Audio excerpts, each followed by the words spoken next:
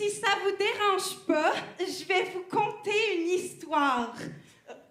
Ben, là, par compter, pas dans le sens 1, 2, 3, 4, là, c'est pas intéressant compter. Puis là, j'enlève rien au comptable. Un comptable aussi, ça peut être intéressant. Il y a au moins un comptable sur 3 qui est quand même intéressant pour les gens qui aiment ça compter. Des comptables. Mais là, je vais pas compter des comptables, je vais vous raconter une histoire. Faut pas assumer que c'est moi qui vais la compter le mieux, là.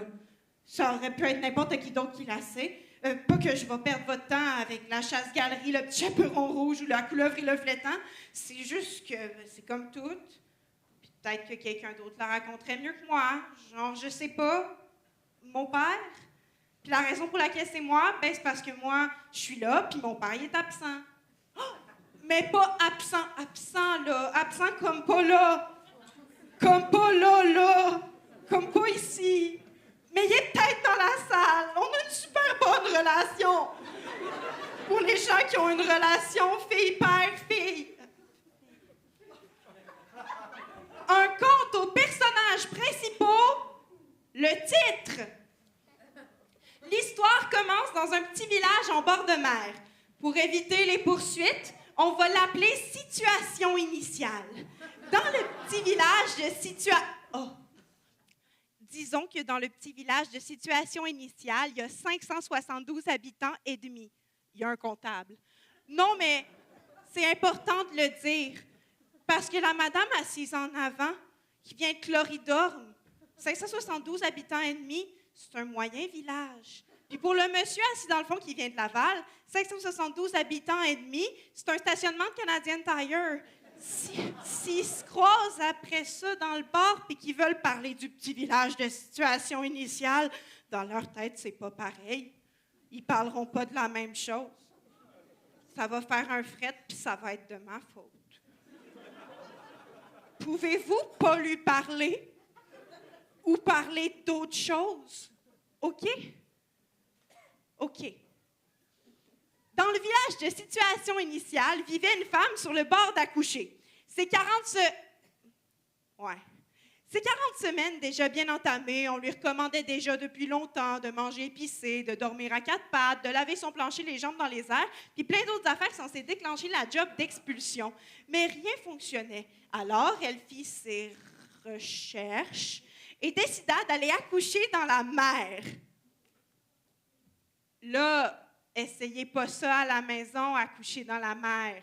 La madame est dans une histoire. Puis dans les histoires, ça n'existe pas, les infections vaginales puis les bébés qui virent aveugles à cause du sel de mer. Nous, là, on est dans la vraie vie. Puis dans la vraie vie, ça pourrait potentiellement, sûrement, probablement exister. Fait que là, je veux voir personne qui va accoucher en bas de la baie à la fin de la soirée. Sinon, le riasque va me chicaner. Compris? La madame se rendit donc au bord du rivage, s'accroupit sur un galet et commença à pousser. Alors que sa fourche se déchirait pour laisser passer une tête, elle remarqua qu'elle était entourée d'une colonie d'une centaine de méduses. Oh! Là, on parle de méduses, le poisson, là, pas la madame. Pas qu'une histoire de Madame Antique n'aurait pas été passionnante. Là. Moi, je suis la première à pas juger ça, les gens qui aiment ça. La mythologie, puis les madames aussi.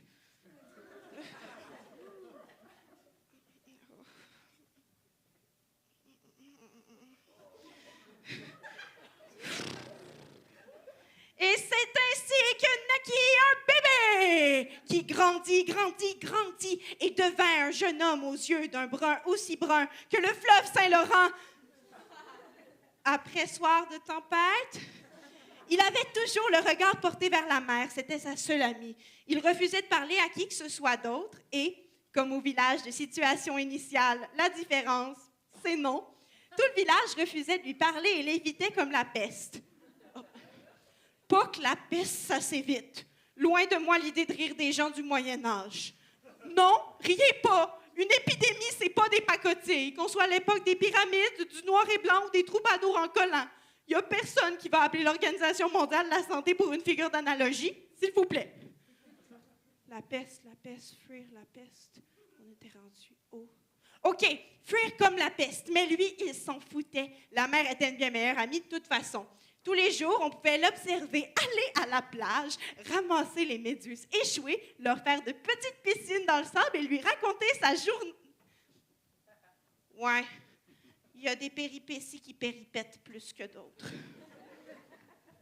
Le soir, quand il rentrait à la maison, sa mère lui répétait « Arrête de toucher les méduses, lâche-les douces, mais les fils brûlent! »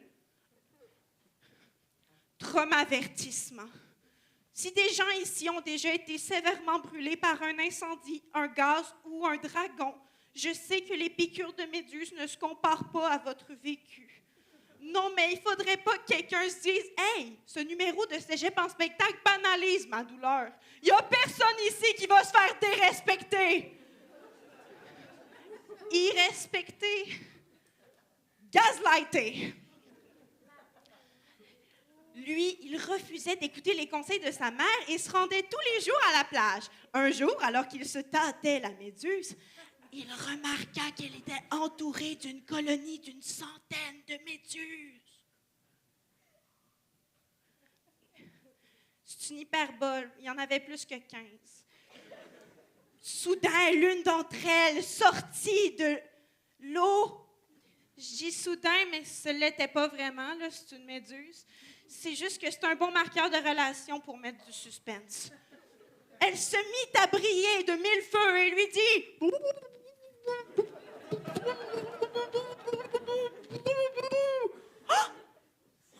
Une méduse lui parlait.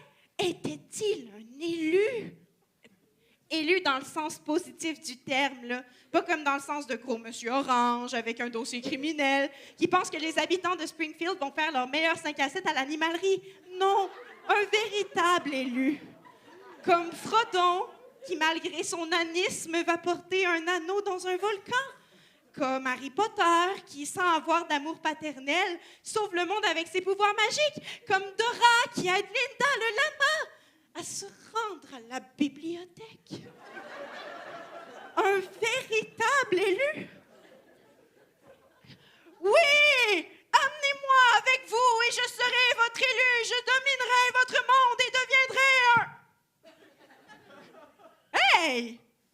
J'ai pas parlé d'élu. J'ai dit calisse-nous patience. Puis écoute ta mère.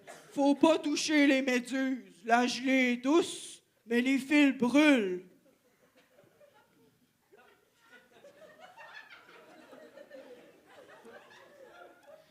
Ce jour-là, le garçon ne devint pas un élu.